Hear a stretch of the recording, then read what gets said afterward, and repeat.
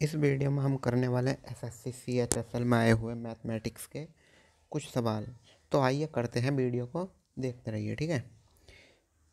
Question हमारा, क्रय मूल्य तथा विक्रय मूल्य के मध्य अंतर 576 रुपये है। यदि लाभ प्रतिशत 16% है तो क्रय मूल्य रुपयों में क्या होगा। ठीक, मान लेते हैं हमारे पास 100 रुपये हैं। ठीक, मान लिया क्रय मूल्य 100 रुपये। अब इसने प्रॉफिट जो लिया प्लस 16% लिया। 100 का 16% 16 होगा। जो प्रॉफिट के बाद क्या होगा, यानी कि विक्रय मूल्य कितना होगा, 100 प्लस 16 116। ठीक, अब यह कह रहा है कि क्रय मूल्य तथा विक्रय मूल्य के मध्य अंतर 100 और 116 के बीच अंतर कितना है, 16 का। अब ये कह रहा है कि जो हमारा अंतर आया 16 रुपये, लेकिन ये जो बोल रहे हैं इनका अंतर जो है 576 रुपये है। तो हम 576 की वैल्यू ज्ञात कर लेंगे एक में। ठीक है, तो 576 को भाग कर देंगे हम 16 से। अब हमने माना कितना था, 100। ये आ गई एक की वैल्यू। ठीक, 576/16 इंटू 100 ये आ गया हमारा। ठीक, अब 16 से भाग दे देंगे 576 को, पीछे 2 जीरो आ जाएंगे। ठीक, 3 6 0 0, 16 3 48। ठीक है, 16 85, 16 6 96 और 4। ठीक,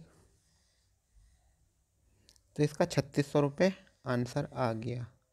डायरेक्टली हम यहाँ से भी बोल सकते थे कि इतना करने की भी कोई ज़रूरत नहीं थी। ठीक, यदि उसका लाभ प्रतिशत 16% है तो क्रय और विक्रय मूल्य के बीच अंतर कितना है, 576। 576 अंतर तो वही होगा। मान लीजिए अगर इसका लाभ प्रतिशत नहीं होता, लाभ नहीं होता, तो इसका क्रय मूल्य विक्रय मूल्य के बराबर होता नहीं होता। अब अंतर कितना है, अब अंतर जो है हमारा 16 का ही तो हुआ। ठीक है, जब 16% लाभ है, यदि उसे कुछ लाभ नहीं होता, 0 रुपये का लाभ होता, समझना, तो उस पर क्रय मूल्य और विक्रय मूल्य समान होते। अब अंतर तो जब ही होगा जब उसे 16% का प्रॉफिट हुआ। अब वो अंतर कितने के बराबर है, 576 के इंटू 100। बात खत्म, 3600 आ जाता है। ठीक, देखते हैं हमारा नेक्स्ट क्वेश्चन क्या है। अभिषेक ने अपने लैपटॉप के मूल्य को क्रय मूल्य से 60% अधिक अंकित करता है। यदि वह अंकित मूल्य पर 30% की छूट देता है तो लाभ प्रतिशत क्या है, ये हमें बताना है। मान लिया अंकित ने उस वस्तु को 100 रुपये में खरीद लिया। अब क्रय मूल्य से 60 रुपये अधिक अंकित कर देता है, प्लस 60%।